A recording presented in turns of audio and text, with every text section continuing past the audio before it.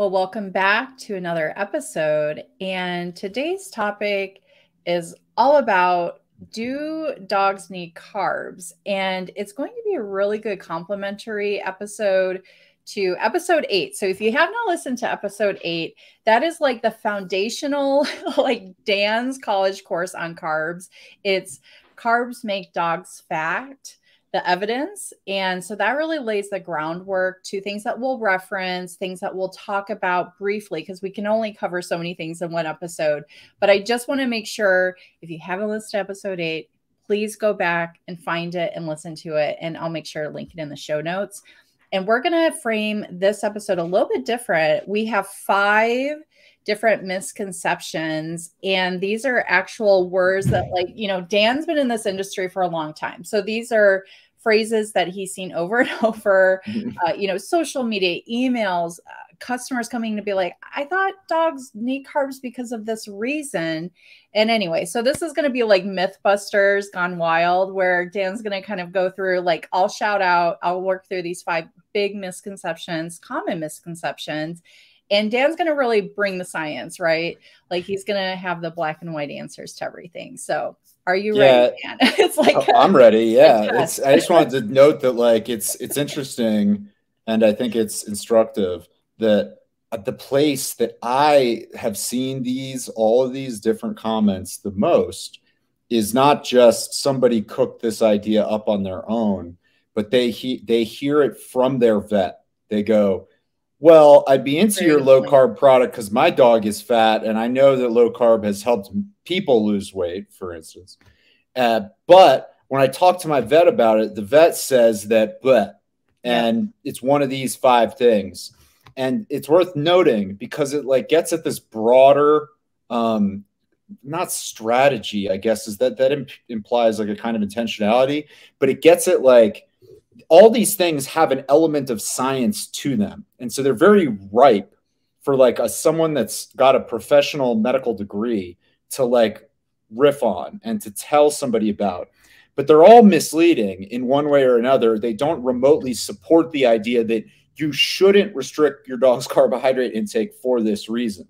But they do fit super nicely into, like, oh yeah, this feels very authoritative coming from this authoritative source, my veterinarian, because it has all this science stuff that it's tangential to. And so, yeah, it's wild that's where I hear it the most from. It's not like people just come to this idea and, like, oh, you had the right idea, but maybe didn't have enough of a nuanced understanding about everything. And so you kind of messed it up a little bit. It's like, no.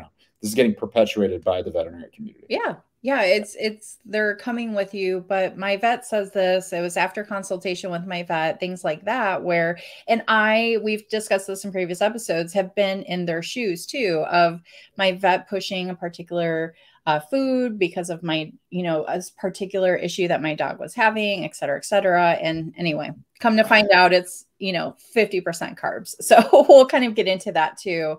But I think we'll start at, like, the top, and we'll just work through these 5 common misconceptions that pet owners have about carbs and what to feed their dogs. And the first one is really interesting. And I have particularly heard this from friends of friends.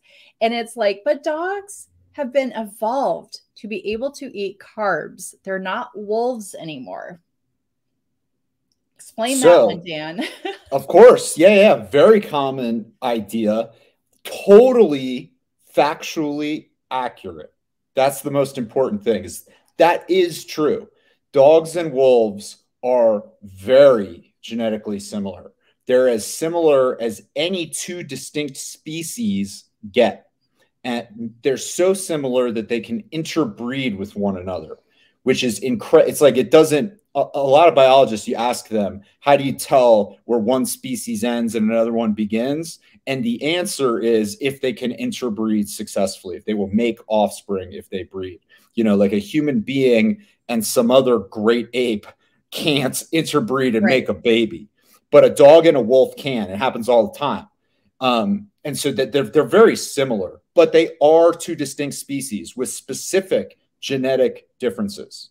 The vast majority of the differences, if you had a second to think about it, I bet you'd guess, are all about the brain. Like a dog has been over selective breeding, over selective evolutionary pressure, has become typically a very trainable, domesticable, docile, pet friendly type of mentality. And that's all brain stuff.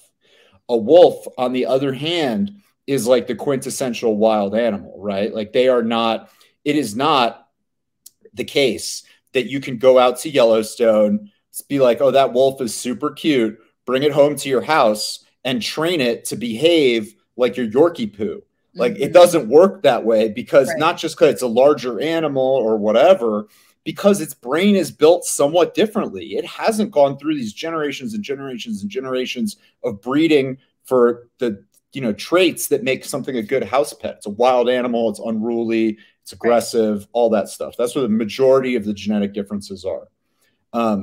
But there's another place. Unlike wolves, dogs have evolved the ability to digest starch, digest carbohydrate.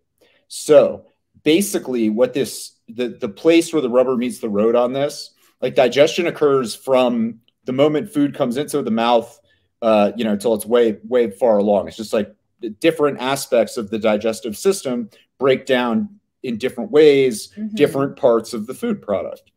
And what dogs and what human beings do is they make a salivary enzyme. So part of saliva is this enzyme that's called amylase. And amylase, what it does is it takes chains of carbohydrate molecule and breaks them down into glucose.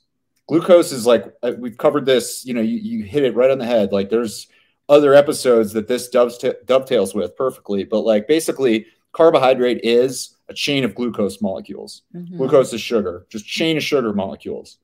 And in order to digest that, in order to like pull nutritional value out of that molecule, you've got to break it down into individual molecules of glucose.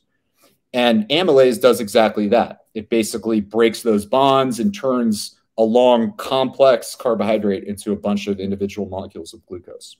Right. Your body does it. If you hold a piece of bread in your mouth for a period of time and let your saliva like start working on it, it'll start to taste sweet. And what that is, and you can probably think about that, like think of like eating a sandwich or a piece of bread. That happens over time. It's like in your mouth and all of a sudden it's like, oh, I can sort of taste the sweetness in this. What that is your salivary amylase acting on the complex carbohydrate that's in bread. Bread is made up of, whole grains or whatever, breaking it down into individual molecules of sugar that you taste as sweet once they're in their individual. And so you can see it starting to work there. Dogs do they make the same stuff. It does the same thing. Wolves don't do it.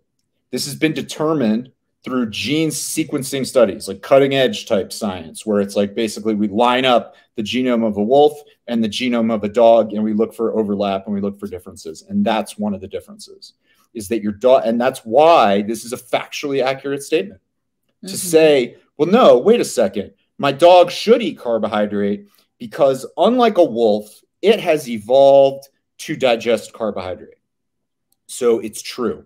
Your dog, for the vast majority of its evolutionary heritage, couldn't digest carbohydrate at all. The whole time that it shared a genetic lineage with the wolf, which is 99.9% of the two species evolution, neither of them could digest carbohydrate. But just recently, when dogs and wolves branched off, one of the things that changed is dogs slowly evolved the ability to digest carbohydrate.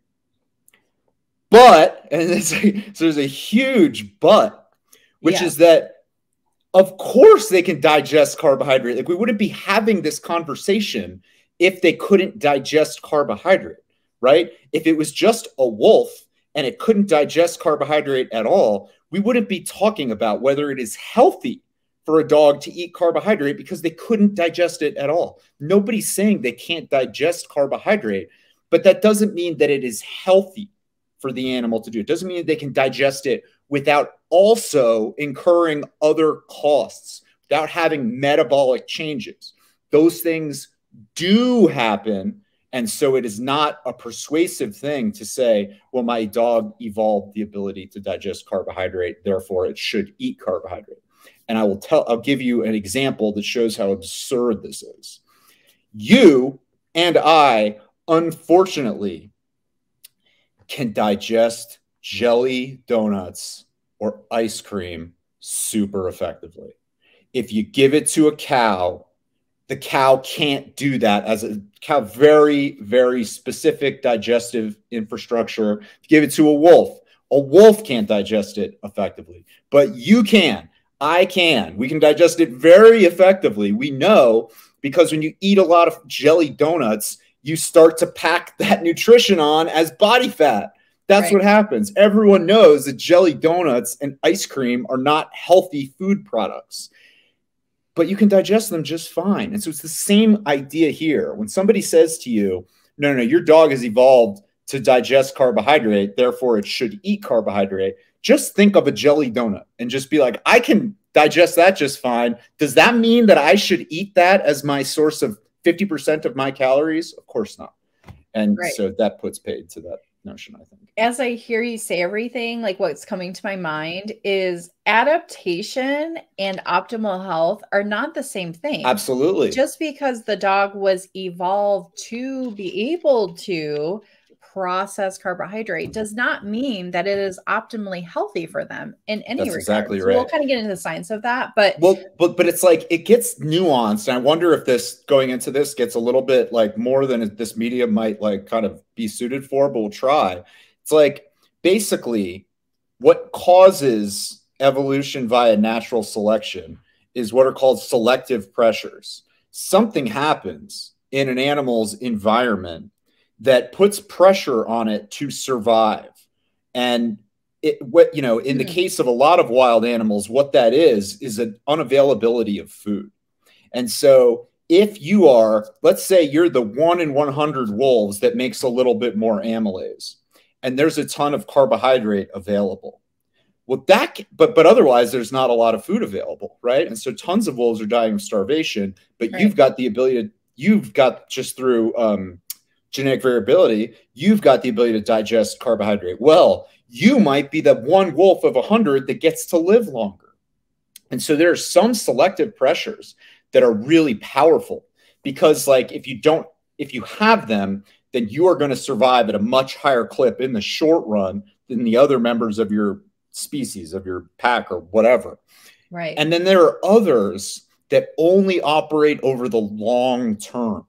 So this is like what chronic disease problems are about. So like the reason that your dog evolved the ability to digest carbohydrate is because that helped it avoid starvation, which is this hard selective pressure.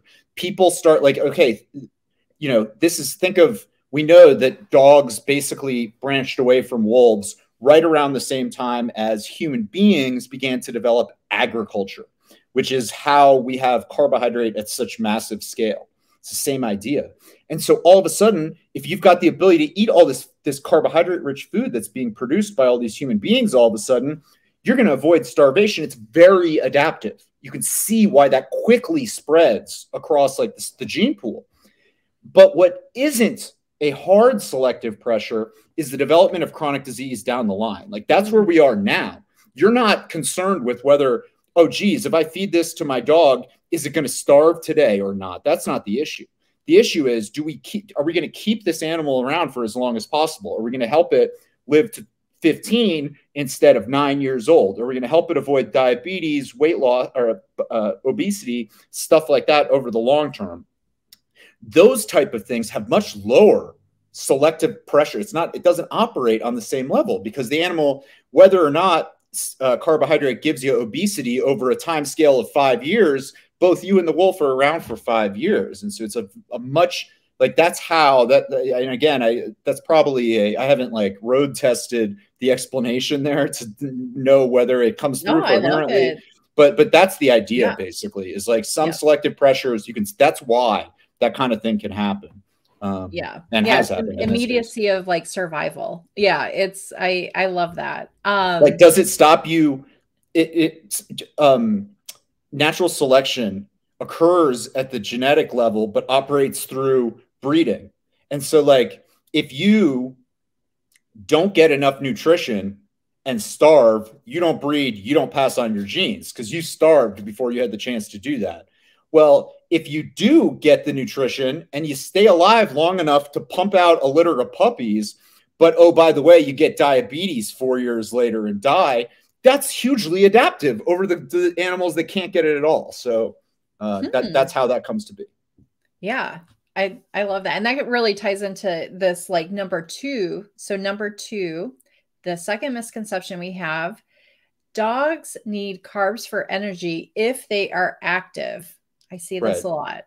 Yeah. So this is not, well, so as you phrased it, this also is at least sort of, I think it's fair to say that this is true, but it's very, it's not significant. It's a minimal amount of like basically different tissues. And when those tissues are used in different ways, we'll use different sources for metabolic fuel. Sometimes some tissues use fat. Sometimes some tissues use glucose, which is the like we said before, is the building block of carbohydrates. Okay. And something that's been ingrained in anyone who thinks about what nutrition they need to eat for themselves and does exercise, everyone knows that human beings, if you ramp up the intensity of the exercise you're performing, the activity that you're doing at any time, eventually your body's skeletal muscle starts to switch over to using glucose for fuel instead of fat. If you are just walking at a 2-mile-per-hour pace out on the street, your body will rely almost entirely on body fat. Okay, or on fat as a substrate. Like that's the metabolic source of fuel.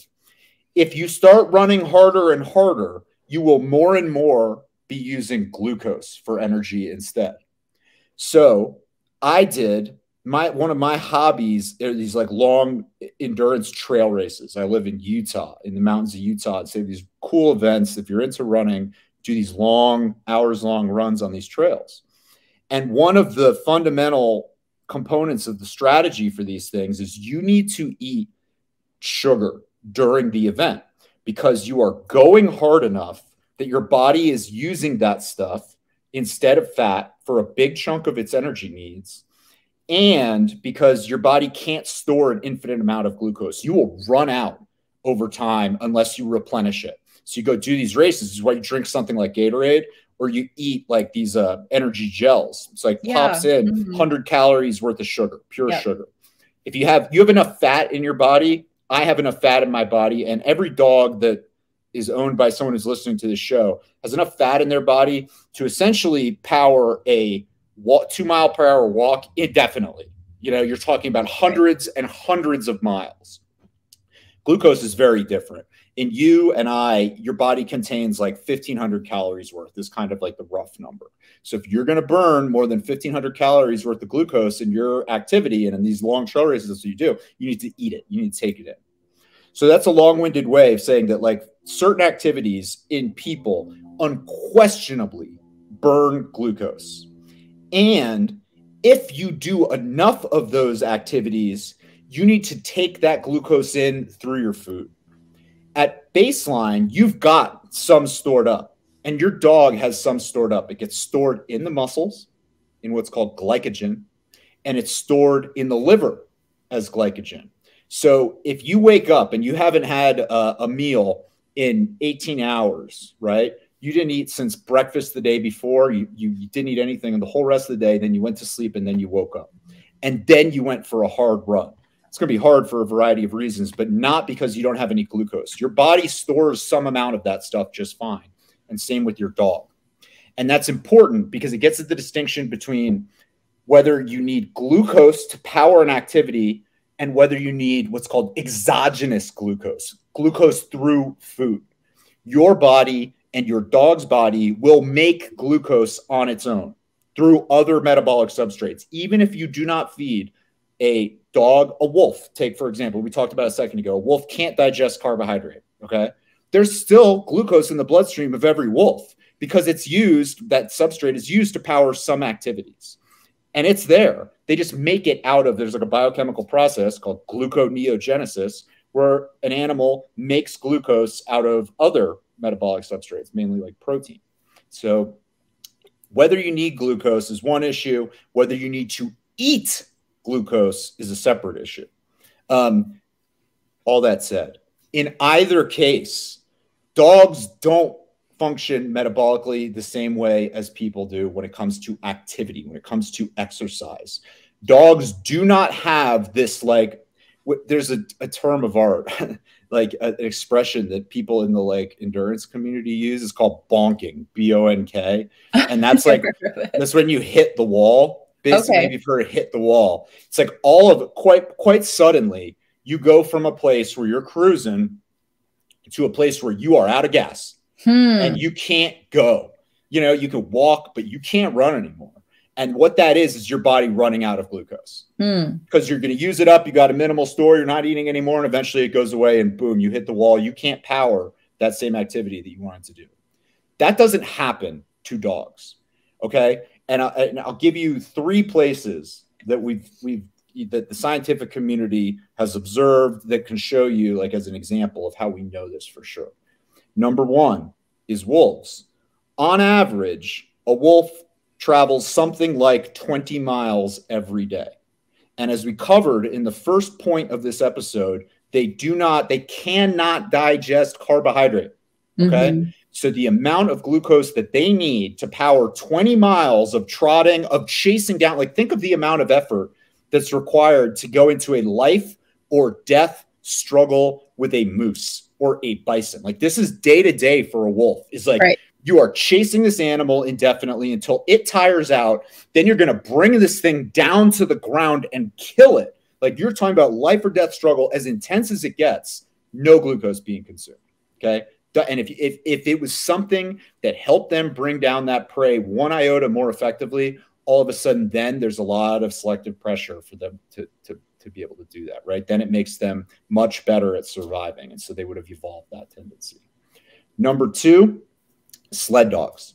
So basically, the most metabolically active dogs on the planet are dogs that compete in sled dog races up in Arctic areas, you know, and the numbers there are like obscene. It's just like 50 miles a day, multiple days in a row, pulling a sled that weighs hundreds of pounds. Okay.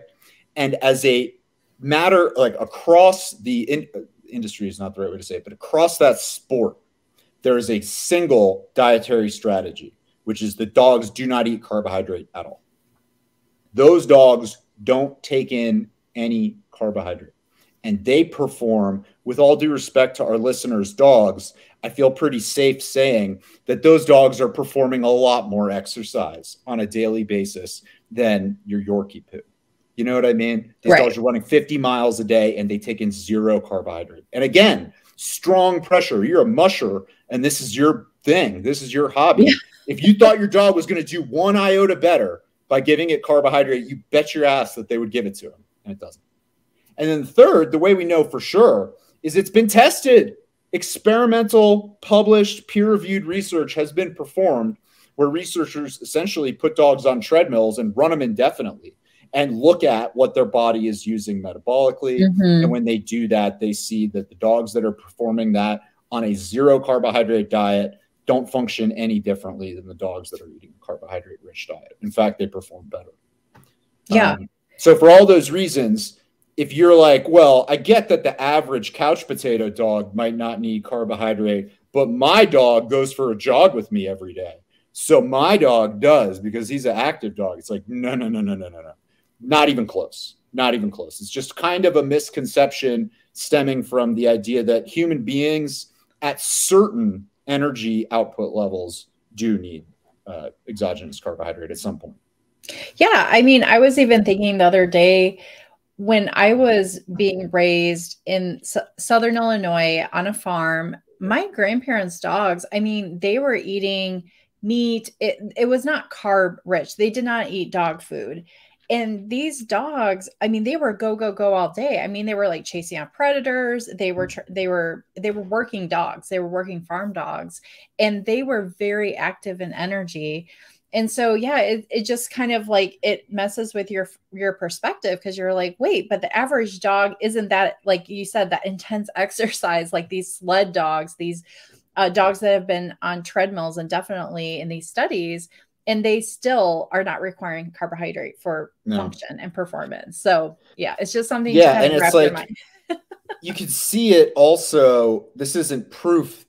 This isn't evidence. This is what in the legal community you would call circumstantial evidence, not direct evidence. But like the other reason you can see for yourself the dog doesn't need it is because when there has been science that shows that a dog does need some amount of a nutrient on a regular basis in order to prevent it from developing some kind of disease or some kind of other, deficiency, the regulators require it out of pet food companies. You have to, if you're going to sell complete and balanced pet food in the United States, your food has to contain a certain amount of protein, period, full stop. Right. And that's because the folks that regulate this know that if your dog doesn't get that much, bad things happen to its body. And the same thing applies for all sorts of micronutrients, vitamins and minerals as well. And it even applies to fat, but not for carbohydrate. Correct. There's a reason that the one nutrient that pet foods do not have to contain is carbohydrate. And that reason is it's not at all necessary for the dog, whether it's active or whether it's a couch potato or whatever. Yes. And we do get into that. We discuss that in depth, like on all of our label review series. We kind of go through different brands and what they're, all the protein and the carbs. And like you said, none of them are required to have carbs. So it's still a fascinating industry. All right. Misconception number 3. We've already touched base on this because this is all about glucose. So of course, if there's anything additional you want to add to this, misconception number 3, dogs need carbs for glucose just like humans. So it's trying to draw in, that comparison. Right, exactly. So it's like the main thing to note here is that there's a difference between exogenous, meaning I've never taken Latin, but it's like some element of like outside the body, exogenous as opposed to endogenous. Exogenous glucose versus glucose. Your dog's brain, and to some degree, the other organs in its body, relies on glucose for fuel. They're just different tissues metabolize different substrates in different moments. Right. Brain, basically entirely glucose. But there is plenty of, with all due respect to everyone's dog that's listening to this, you don't have the equivalent of like a 4-hour chess match for your dog. Like what I'm trying to say is like your dog's brain is never, if your dog is running for 20 miles, the amount of metabolic fuel that it's burning is way more than the amount it's burning if it's just laying around. You know what I mean? You're talking about 10 times as much.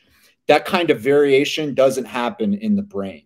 The amount of activity that a very active brain does is not so completely different from the amount that an inactive brain like my idiot St. Bernards seemingly have goes through. And so as a result, you can say that no matter what kind of brain activity your dog is going through, it has enough glucose in its body without taking any in.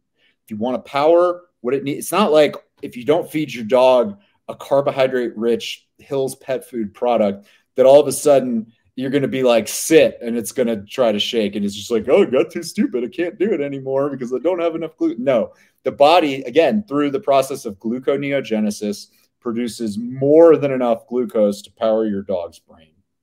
It doesn't need outside glucose to supplement what little amount it needs to power its brain activity. Yeah, there's an existing level in the body. It's that, like you said, can power everything. And you're not like, I always thought when I was feeding my dog food, I was like, oh, it's just like a burst of energy I'm going to give them. Like I'm giving them an injection. I'm giving them an opportunity to like gobble all this up, and they're going to just be like bouncing off the walls, and she'll be good until I feed her 12 hours later. And so this is just so fascinating to kind of like start to think about this whole different perspective. Well, so here's the thing.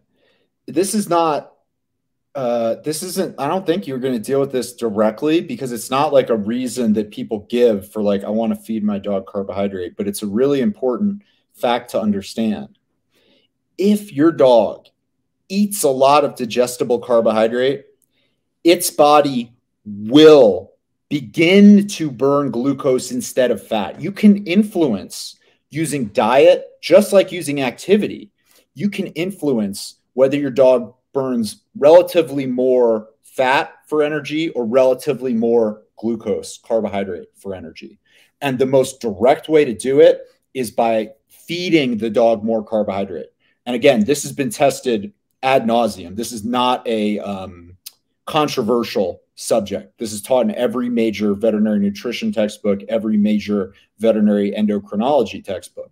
What happens is you feed a dog glucose or carbohydrate, it gets broken down into glucose molecules when it's digesting, and then that glucose gets pumped into the bloodstream.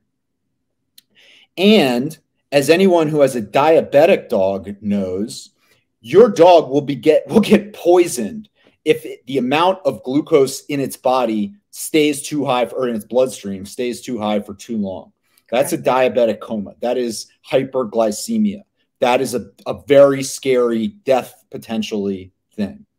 And a dog with diabetes has a problem managing that. You know, every dog, regardless of whether it has diabetes, when it takes in a bunch of carbohydrate, is going to see its blood glucose spike in the wake of that meal. Dogs that have a healthy metabolism that don't have diabetes release the hormone insulin, and insulin's job is to basically get that glucose out of the bloodstream and into other places, right? And so we've talked about this in the obesity episode. One of the bad ways that insulin does that is it basically takes the glucose and puts it into fat cells. It makes fat cells fatter. That's like one of the places where, at least in the short run, you can store glucose in your dog's body without poisoning it. If it stays in the bloodstream, poison, potential coma.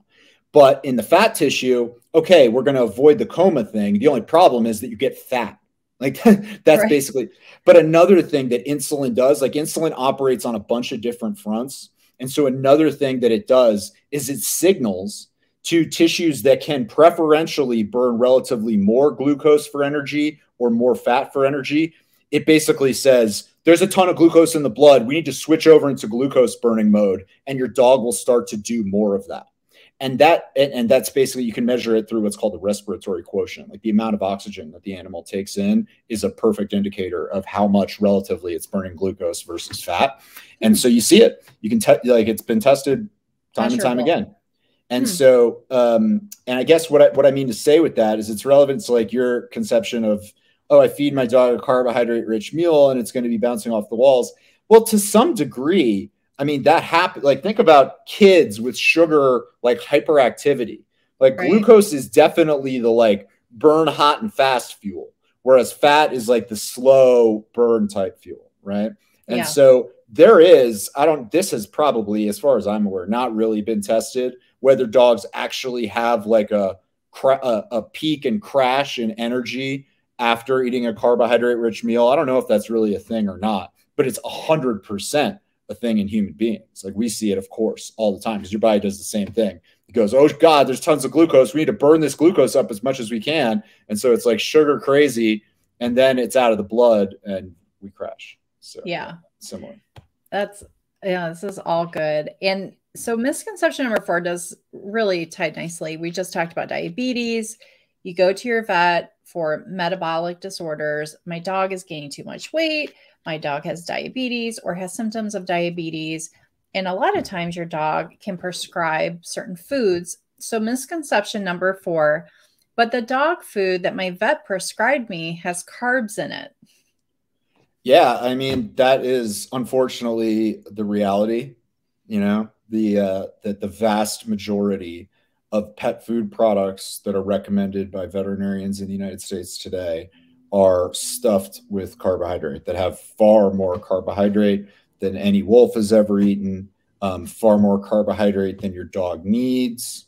And the reasons that is a cultural phenomenon, the reasons why veterinarians prescribe those types of foods in the great majority of instances is well beyond the scope of this show. We run the whole More Vets Smoke Camels series, but essentially the story at a one sentence level, the story is vets have been misled by an industry that's rich enough to do that effectively. The whole community has kind of been misled by folks who have a huge profit motive to have vets believe that carbohydrate is a good thing for dogs. And so they've all been misled in a really sophisticated way, in a way that like we've seen time and again in US industry. It's like, just like how doctors used to view smoking prior to consensus being reached that smoking causes lung cancer. It's like their very, very common perspective among doctors was that cigarettes have no particular negative health impact, that they in fact do healthy things for the body, and that there are healthier and less healthy kinds of cigarettes. And it took decades for the scientific community to like adopt on a wide level the idea that, oh God, we were wrong, we were misled about this, and the veterinary community is just behind on that. So that's the why that kind of thing happens. Now, with particularity, what you will typically find, so veterinarians often, one of the things that they can do when they recommend a diet for a specific patient, specific dog, is they can recommend a prescription-only product. So there's some pet food products that you can't go just buy from the store. You can only buy it with your veterinarian's prescription. And a few of those are products that are marketed as being appropriate, helpful for dogs with metabolic conditions like diabetes. Okay. And so there's really only a couple of companies that make prescription-only pet foods. It's like Royal Canin and Hill's Pet Nutrition are kind of the only ones. And both of them usually, sometimes this, like their product lines change and stuff, but usually they both sell a metabolic anti-diabetes formula. And that formula will inevitably contain a significant amount of digestible carbohydrate. So what you're describing is a real thing that happens. Your dog has diabetes. You go to the vet. You've experienced. I'm not telling you anything you don't know, right? Yeah, it's my real life. yeah. Your dog has diabetes. You go to the vet. What do? The vet says, well, one thing we're going to do is we're going to put it on a prescription diabetes formula. There are 2 that they can choose from, or whatever, 3, and they all have the same general composition, which is it's like at least 30% digestible carbohydrates. So 30% of the product is going to be the glucose that your dog can't deal with. And then it's got other stuff in it as well. The reason that those products can be sold as prescription products for dogs with metabolic disorders, despite the fact that they have so much carbohydrate in them, is that essentially they've been shown to be somewhat better than the fully carved out versions of those same products. So if Hill's Pet Nutrition wants to demonstrate to the FDA that it's got a product that is effective for dogs with diabetes, all it has to do is go, this is our regular food product that's 60% carbohydrate. And here's our proposed metabolic formula that's 30% digestible carbohydrate. And when we give these two different groups of dogs, we see that the dogs on the 30% carbohydrate diet have somewhat lower blood glucose than the dogs on the 60% carbohydrate diet, which of course is exactly what you should expect. But if you're Hill's Pet Nutrition, you also have a really strong profit motive to not just get carbohydrate down to 0. You can't do that because they don't want to pay to put a ton of meat, which is where you get protein and fat from, into the product. In order to make it and to work within their business model, they've got to still use a ton, 30% of the product from like a source of digestible carbohydrate, like corn. Most often with Hill's products, it's corn. And so you're right. Like your vet is right in thinking that this is a better product for a dog with diabetes than the non-prescription Hill's product. But where your vet is wrong is that thinking that the 30% prescription-only Hill's metabolic formula is more appropriate for a dog with diabetes than a very low carbohydrate, 0 carbohydrate, complete and balanced formula. That's where they're wrong. And so that's where you'll often hear people get what is advice that's not supported by the evidence. with regard to diabetes and what kind of diet should be eaten. Yeah, correct. And I will say, switching from a prescription food that was nearing 40% carbs to a food that was 5% carbs, the amount of insulin decrease that I had to give my dog. Now, granted, my dog is 10 pounds, so we're talking like a couple of units here and there, but it was just significant, like significant. Like to the point there's a where, reason. It's like I have a regulatory fight. You know, we sell low carb dog food. It's not prescription only. And so because it's not prescription only, there are rules that apply to what we can and can't say about what it does to a dog's body. I can't go out and say my food will treat or prevent your dog from developing hyperglycemia or diabetes. That's not something you can say because we haven't gone through. This is not a prescription only food. We haven't gone through that whole regulatory process. What we can say, at least what I do say, and I fight with regulators over, is I can say, no, this product will reduce, if you are otherwise feeding your dog, if all else is being the same, but you're switching from a high carbohydrate, 40% plus carbohydrate diet to Ketona, a product with less than 5% carbohydrate, your dog's postprandial blood glucose is going to come down. Right. And that's not a matter of me saying it's going to fix a disease. That's just a physiological fact. That's what happens. There is less of that product that's getting turned into glucose and getting pumped out into the bloodstream. Couldn't be simpler. You still get regulators. Regulation happens on a state level, and so you have to deal with individual states when you're dealing with regulatory matters of pet food. And so you get regulators that try to push on that still. And I just get in fights with them basically because I don't roll over on it because it's just not true. It's just not true that you can that a patient and a dog shouldn't expect to see a lower blood glucose and lower exogenous insulin needs, like you said, when you take the carbohydrate out of its diet. Like that's just it's just as simple as pie. Yeah, it seems like the facts are right there, and yet you still have to have that back and forth battle. It just blows my mind. Nah, I mean, again, it only does if you're somebody that believes that smart people, legitimately smart people, are discerning and critical and skeptical enough in their approach to everything that they're taking in that they're going to reliably be able to overcome the kind of informational pressure that billion-dollar companies have managed to refine as a strategy over the course of 4 decades. Okay. Like there are 20-something veterinary schools in the United States, and they got 200, 300 kids in each class. Okay. Like if you gave me a company that does $4 billion in business a year and said, you got to teach all those guys that that water isn't wet or that the sky is green, you're not going to be able to get everybody. You're going to be able to get some people. And if you're talking about something that is much less obvious and easy to refute than those counterfactuals, if you're talking about something that's really just boils down to something you can't see with the naked eye that you got to test for, you're probably not going to test for. That stuff is, I mean, I can't talk about this without linking it back to the history of tobacco in the United States because it's so similar. It's just like basically this stuff, it seems like common sense if you're from the outside looking in.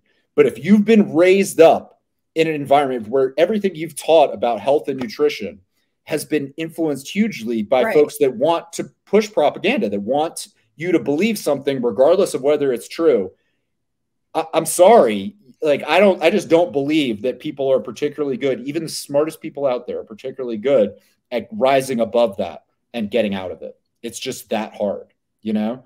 Like, it's not the case that the QAnon conspiracy theory is, 15 people that are living under a rock together, okay? It's millions of people.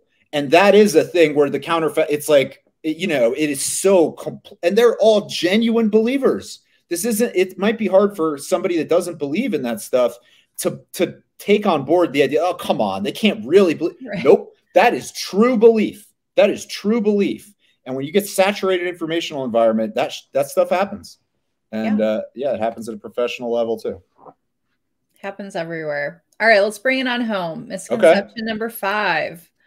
But I'm already buying grain-free. Doesn't that have less carbs and is better for my dog? So here, the take-home image, if like, we got the jelly donut and I forget what some of the other ones were. The take-home image here is the square and the rectangle. Okay.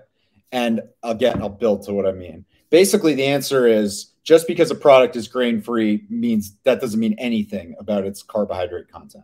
What it is a sleight of hand. It is a expression that has become popular in the world of pet food because it feels like low carb.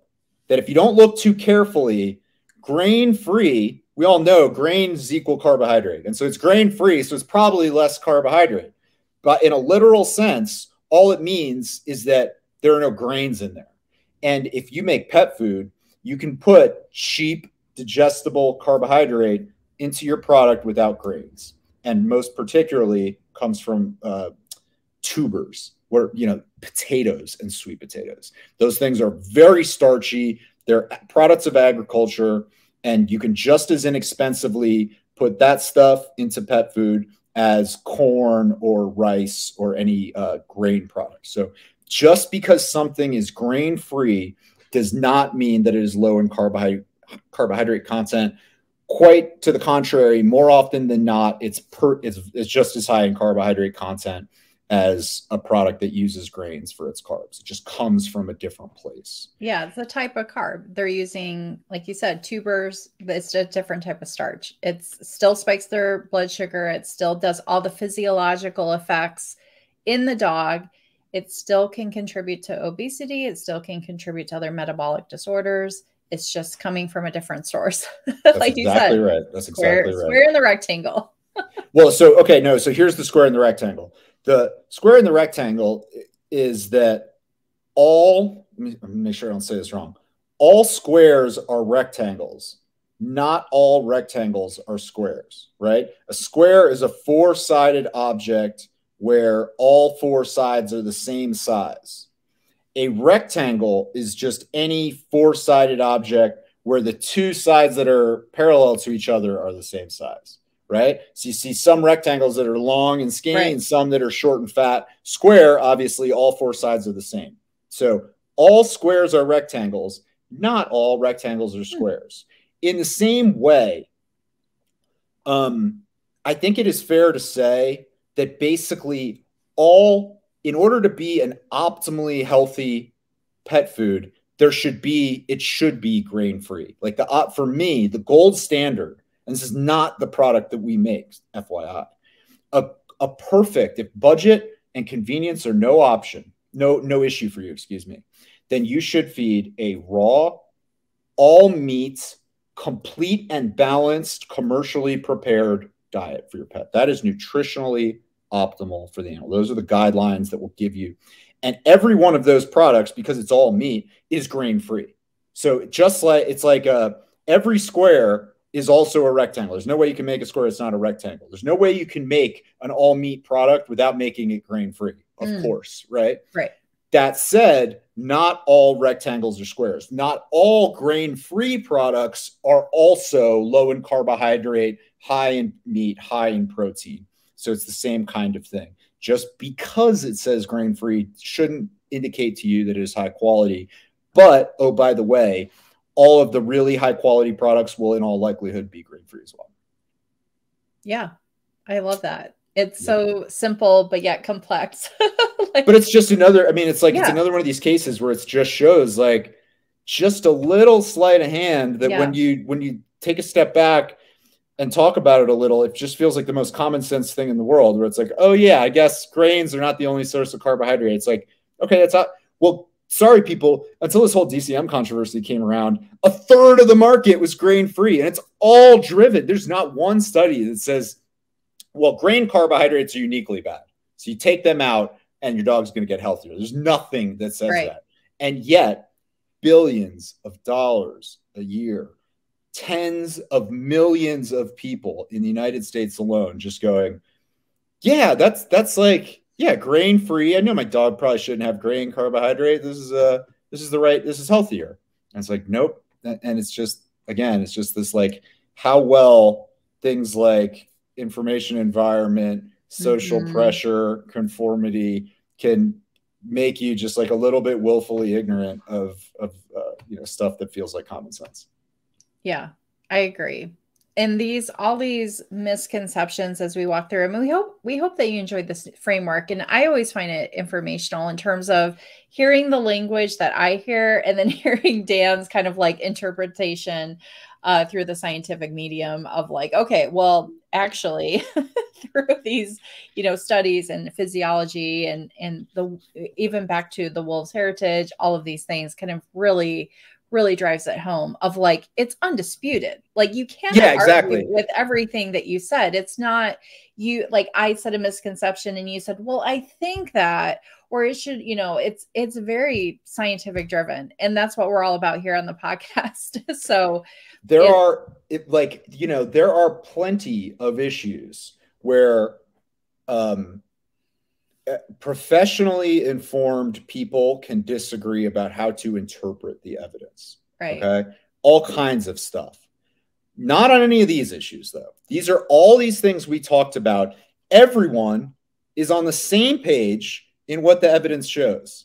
And yet you get these huge different. It's just insane that in a community where we all know, ask any veterinarian, what matters when you're trying to discern fact from non-fact in making recommendations for your patients? Well, the state of the evidence. That's all that matters. That's the only thing you can go on, right? Nobody's like, well, magic matters a lot, or like popularity. Of course not. Those things don't matter to a veterinarian. They're driven by science. Every one of these issues, the science is undisputed. These are not things where if somebody's pushing back on this, you're not pushing back on it because you're like, no, the studies don't show that wolves actually do make amylase and blah, blah, blah. Like that's not a thing. This is all undisputed. And yet you can have huge communities of people arrive at two completely opposite conclusions. It's just like wild. It is wild. It's a wild world. That's why we do these episodes, to help educate people. And thank you for listening. This is the end of the episode. And until next time, thank you for listening and being part of this Feed Your Dog Facts community. And we'll continue to talk more science in the next episode. Yeah. Thanks all. Very good. Good to talk to you, Jen. Bye. Bye.